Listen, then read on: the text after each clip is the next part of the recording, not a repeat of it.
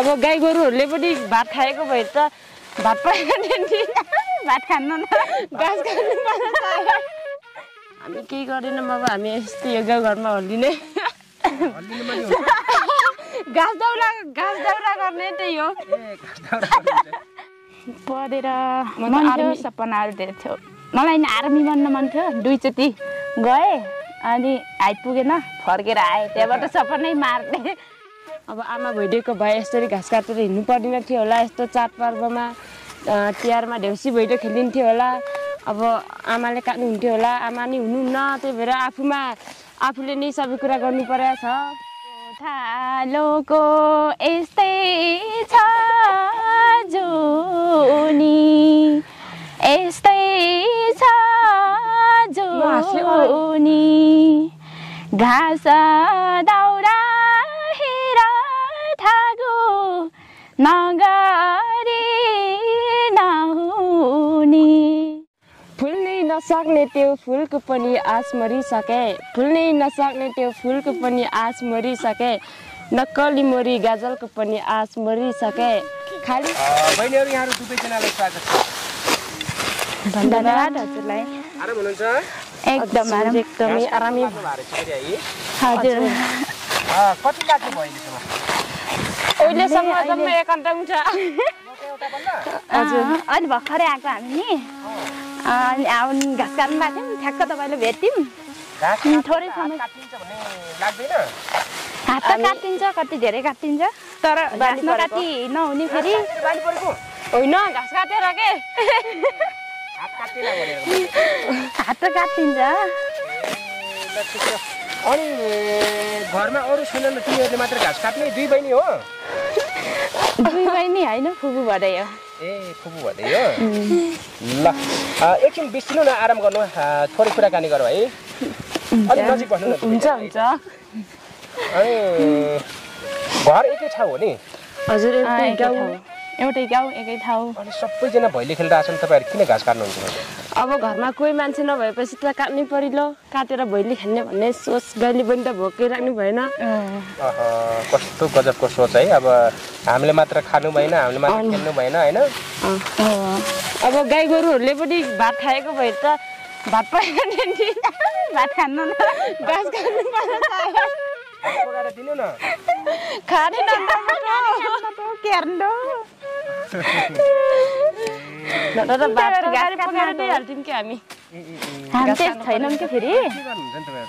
हामी केही गरेनौँ अब हामी यस्तो यो गाउँघरमा हल्लिने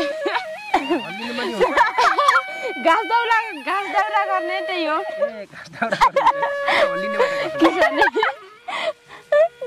घाँस दाउरा गर्दा गरे नि हल्लिन्छौँ फेरि अनि तपाईहरुको नाम के हो नि मेरो संगीता घटी मगर मेरो मिना घटी मगर घरती हैन हजुर अनि तपाईहरु त ठ्याक्कै उमेर पनि उस्तै हो कि जस्तो लाग्यो मलाई उस्तै नि हो 1-2 वर्षको ग्याप हो बीचमा म चाहिँ अलि माथिको चाहिँ सानो तपाईहरुले पढ्नु भएन पढ्नु त पढेको पढ्दै त्यस्तै भयो त्यस्तै के भयो आर्थिक अवस्था कम थियो भनौँ त्यस्तै थियो अलि त्यही माथि हाम्रो पढाइ पनि त्यस्तै थियो आर्थिक अवस्था त्यस्तै भयो कि लपारेर कतै जागनतिर सुसार भयो तपाईहरुको हैन लपारेर त हैन हामीले आर्थिक अवस्था नि कम भनौँ पढ्ने मन थियो होला नि पढ्दा कति हो हामी 10 सम्म पढ्दा त मोबाइलमै चलाथियौँ नि कहाँबाट लपार्ने हो फेरि अनि धेरै पढ्ने मन थियो पढेर के बन्ने मन थियो पढेर आर्मी सपनाहरू धेरै थियो मलाई नि आर्मी बन्न मन थियो 2 चोटि गएँ अनि आइपुगेन फर्केर आएँ त्यहाँबाट सपनै मार्ने त्यही भएर यस्तरी घाँस दाउरा काट्ने लाउरे बन्ने मन थियो नापिन गइयो त्यहाँ चाहिँ भर्तीमा फाल्यो हैन हाइट पुगेन 2 चोटि म चाहिँ गएको छैन अझै अब जानेवाला छु उमेर कति भयो तपाईहरुको मेरो ठिक्कै 19 अहिले मेरो 22 पुरा भएर 23 है अनि खुसी लाग्यो तपाईहरुसँग भेटघाट भएर हामीलाई नि एकदम खुसी लाग्यो तपाईको अमूल्य समय दिएर हामीलाई हाम्रो इन्टरभ्यु दिनुभयो धन्यवाद इन्टरभ्यु गर्न घरमा को हुनुहुन्छ नि घरमा अहिले हामी 4 जना छौँ घर फ्यामिली दाइ भाइ अनि बुवा म आमा कहाँ हुनुहुन्छ नि आमा त पहिले नै बित्नु भएको आमा हुनुहुन्न नै हुनुहुन्न घरमा आमा हुँदा र नहुँदा केही फरक हुने रहेछ कि नै हुन्छ धेरै नै फरक पाए तपाईँले फरक पाउनुभयो हजुर अब आमा भइदिएको भए यसरी घाँस काटेर हिँड्नु पर्दैन थियो होला यस्तो चाडपर्वमा तिहारमा देउसी भैलो खेलिन्थ्यो होला अब आमाले काट्नुहुन्थ्यो होला आमा नि हुनुहुन्न त्यही भएर आफूले नै सबै कुरा गर्नु परेको छ गाह्रो छ जिन्दगी भनेपछि सानै उमेरमा होइन आमा नहुँदाका पीडा पनि तपाईँले भोग्नु भएको रहेछ एकदमै 14 वर्ष थिएँ म मेरो आमा बित्दाखेरि अरूको मम्मीहरू हुने बेला तिहारमा होइन आफ्नो नहुने बेला त अर्कै लाग्छ होला नि है धेरै अर्कै अस्ति भाइटिकाको दिन त म रुएँ त्यही हो अब कस्तो हो भने यो एउटा संसारको नियम हो होइन हजुर जन्मेपछि मर्नुपर्छ कसै छिटो कसै ढिलो यो चाहिँ एउटा नियतिको एउटा नियमै हो दुःखद कुरा गर्नुभयो घरमा आमा हुनुहुन्न भन्ने खालको कुरा गर्नुभयो बिचरा बुवा हुनुहुन्छ अहिले होइन हजुर बुवा चाहिँ हुनुहुन्छ बुवाले चाहिँ तिहार लागिरहेछ अझसम्म तिहार गइसक्यो अब तिहार लागिरहेछ अझसम्म नि आजसम्म त तिहारै छ फेरि भइलो अनि उता मिनाको को हुनुहुन्छ घरमा मेरो बाबा आमा दाइ दिदी सबै हुनुहुन्छ मेरो त हो र हजुर अनि किन 2 जना मात्र आउनु पर्छ घाँस काट्न अरू घरको मान्छेहरू लिनु भएन अरूले हामीले मान्दैनन् त्यहाँदैनन् हुँदै पिटा भन्दा उल्टो पिट्ला जस्तो पो छ न त के अन्त हामी आनै पर्यो फेरि हामी नानी गाई भोकै हुन्छ तपाईँहरूले गीत गाउनुहुन्छ नि एउटा गीत गाउनु सुनाउनु न हामीलाई गीत गाइदिनु अलिअलि आउँछ अलिअलि आउँछ एउटा गीत गाउँछ यस्तो गोठालो गर्ने मान्छेहरू त आइहाल्छ नि गीत नआउने कुरा हुन्न गरे नि हामी सङ्गीताको पनि सुन्ने सुन्छौँ आज त्यति साह्रो गाउन त आउनु अलिअलि है हे गोठालोको यस्तै छ जुनी यस्तै छ जुनी घाँस दाउरा हेर थागो नगरी नहुनी सधैँ पीडा पर्छ यो मनमा धन्यवाद सधैँ पीडा पर्छ यो मनमा कस्तो राम्रो गीत गाउनुभयो अत्यन्तै हामीलाई खुसी लाग्यो हामी यो संयोगले यो बाटोमा हिँडिरहेको थियौँ होइन अब यात्रामा थियो यात्रामा तपाईँहरूलाई ठ्याक्कै भेट्यो हाम्रो यात्रा भन्ने कार्यक्रम छ कार्यक्रमलाई माया गरिदिनु होला है एकदमै अनि वनपाखा जाने बेला तपाईँ त यस्तै गीतहरू गाउनुहुन्छ होला मजाले है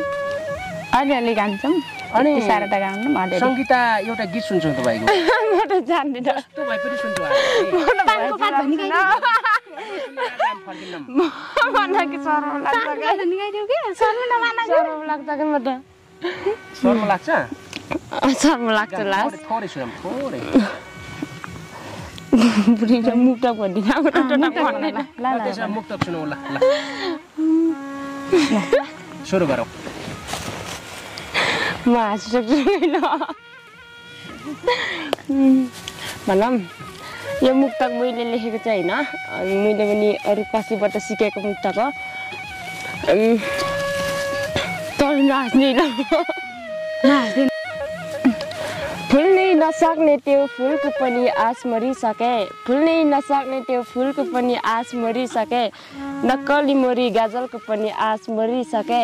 खाली आस मात्र देखाएर निराश बनाउँछु किन तिनै राजनीति दलको पनि आस मरिसके राजनीति दलको पनि आस मरिसके जेनजीले गर्दा होला हो हजुर जेनजीले सब भत्काइसक्यो होइन हजुर ल ठिक छ रमाइलो कुराकानी भयो तपाईँहरूसँग भेटघाट भयो अझै एउटा संयोग अनि तपाईँहरू चाहिँ भारी कहिले पुऱ्याउनुहुन्छ त नि भारी अब आधा घन्टा जति लाग्छ एउटा मुठा भन्नुभयो होइन अब पुगाइहाल्छौँ छिट्टै पुगाएर फेरि गाई फुगाउन जाने हो गाई पनि फुगाउनु पर्छ हजुर गाई फुगाउन जाने हो अनि तपाईँहरूले भैली खेल्न मन लाग्दैन भने कि लाग्छ अब रहर त अब कसलाई रहर इच्छा हो त कसलाई हुन्न नि आफ्नो रहर इच्छाहरू कुनै ठाउँमा मार्नु नि पर्ने रहेछ त्यही भएर अनि तपाईँ दुवैजनाले बिहा गर्नु भएको छैन हामी त कन्ने भयो गर्छौँ भरे कन्ने होइन मेरो त छोरा छ एउटा ए छोरा छ अनि सङ्गीताले बिहा नगर्या त गरेको छैन गर्ने मन छैन अब गर्ने हो अब 2 वर्षपछि 3 वर्षपछि ए ल भोज खाने बेला हामीलाई बोलाउनु होला बोलाइहाल्छु नि त्यसलाई चिन्ता नगर्नु लौ साह्रै खुसी लाग्यो तपाईँहरूसँग अनि के छ अब भविष्यमा के गर्ने मन छ तपाईँहरूको इच्छा के छ भविष्य त अब खै अब घरको अवस्थाले अब के बटनले जान्छ अब इच्छा त धेरै यही घाँस काटेरै दाउरा गरेरै बित्ला जस्तो छ जिन्दगी अन्त हजुर घाँस दाउरा गरेर जिन्दगी बिताउने खै त्यस्तै अवस्था छ हाम्रो अब तलतिर जाने केही पनि छैन पढाइ छैन तलतिर बस्न जानु पैसा छैन तलतिर भनेको कहाँ फेरि बजारतिर सहरतिर बजारतिर बस्नुपर्छ र अब यस्तो राम्रो ठाउँमा बस्नु भएको छ तपाईँहरू ठाउँ त राम्रै छ तर दुःख छ नि त होइन धेरै दुःख छ यस्तो घाँस काट्नु पर्छ है घाँस दुःख छ र त जिन्दगी रमाइलो छ नि दुःखै छैन भने जिन्दगी जिएको जिन्दगी भएको पनि त मजा भएन होइन ल दुःख नमान्नु होला मजाले जिन्दगीलाई चाहिँ मजाले गुजार्नुहोस् आगामी दिनहरूमा अझ राम्रो गर्नु होला पढ्ने मन थियो धेरै भन्नुभएको थियो अगाडि होइन पढ्ने मन थियो